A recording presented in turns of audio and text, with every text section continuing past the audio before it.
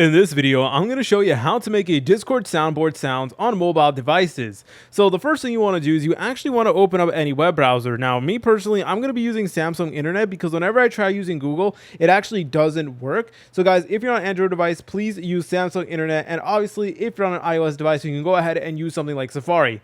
But the point is, you want to go ahead and open up a web browser. Then you want to go ahead and look up discord.com. So go ahead and type in discord.com and then /login just like so. Then go ahead and press on enter, and it is going to take you to the web browser version of Discord. So we do need to do this on a web browser instead of the actual app. So guys, make sure to go ahead and log in. I already went ahead and logged into my Discord account on this web browser. So if you haven't already, please go ahead and do so. All right, the next thing you want to do is you want to go ahead and locate the Discord server that you're trying to get your soundboard in. So this is the server that I'm going to be working on, and all you want to do is you want to select on your server. Then you want to go ahead and select on this option that says server settings. Then from here, you'll notice that where it says expression, we'll get this option that says soundboard, and all you want to do is you want to press on that. And then from here, you guys have the option to upload custom sound reactions over here, but there are a few limitations. For starters, it cannot be that big in storage, and the sound needs to be really short. It can't be anything like too long or anything like that. It needs to be quick, and of course, it must not take like a long duration either.